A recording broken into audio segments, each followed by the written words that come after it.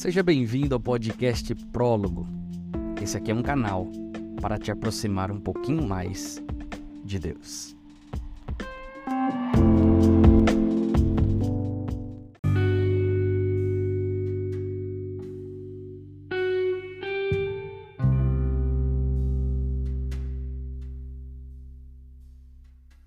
O texto de hoje está em Mateus 16, o verso 24 e o verso 26.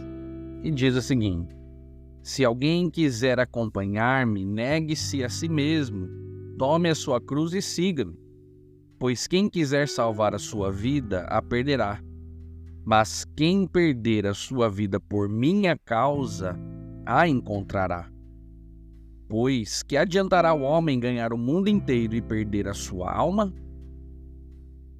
Meus amigos, provavelmente as pessoas que ouviram essas palavras de Jesus, elas imaginaram que ele fosse apenas mais um dos rabinos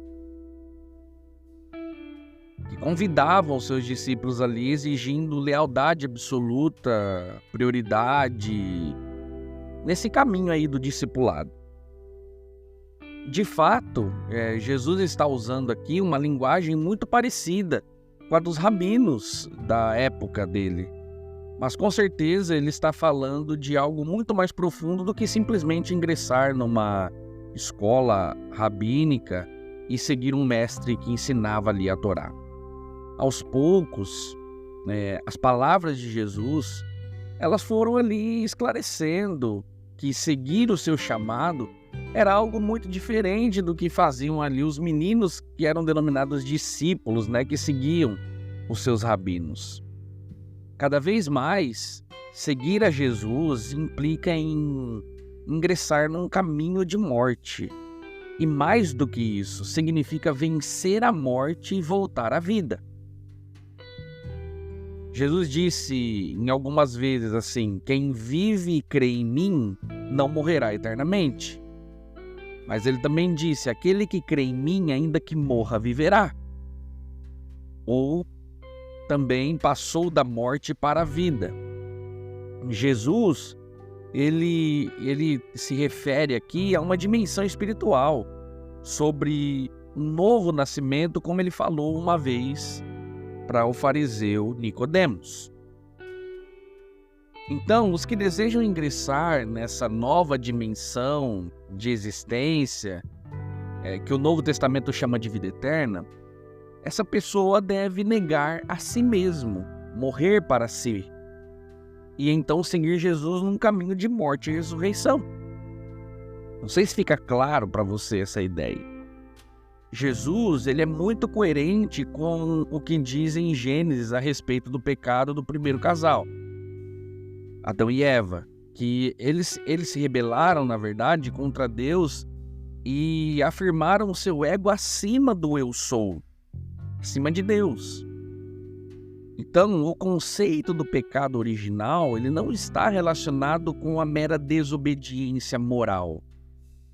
Pecado, segundo a tradição cristã, é um pretensioso grito de independência em relação ao Criador. A gente viu isso alguns dias atrás, algumas reflexões atrás. Essa independência em relação a Cristo, ao seu Criador, resulta em morte. Pois Deus é a única fonte de vida. Então, se ele se rebelou contra Deus, ele se rebela contra a vida. E é por essa razão que o caminho de volta para Deus, ou a superação da morte, passa necessariamente pela negação do ego. Se pecado, na verdade, é abandonar a Deus e pretender viver como se Deus não existisse, ou pretender viver sem receber vida de Deus, a reconciliação implica no caminho oposto. Seguir a Jesus, atravessando a morte e voltando à vida, implica em rendição a Deus. Ou seja, eu não tenho forças, não tenho autossuficiência, não sou um ser autoexistente.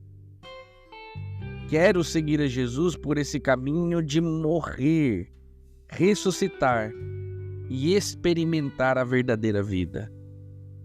Eu quero morrer para mim e viver para Cristo.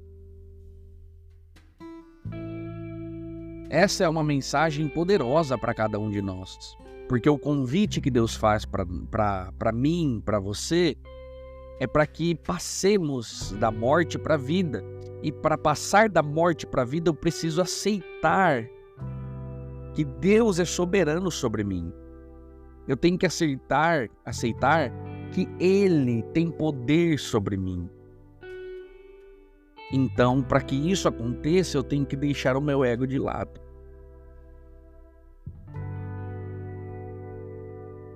Então, que eu e você, nós possamos diminuir o nosso ego a cada dia, e não as pessoas que estão ao nosso redor. Que nós possamos diminuir o nosso ego e não a influência do Espírito Santo. Que possamos diminuir o nosso ego e não o poder de Deus transformador em nossa vida. Essa é a nossa reflexão de hoje. Pense sobre isso e que Deus os abençoe.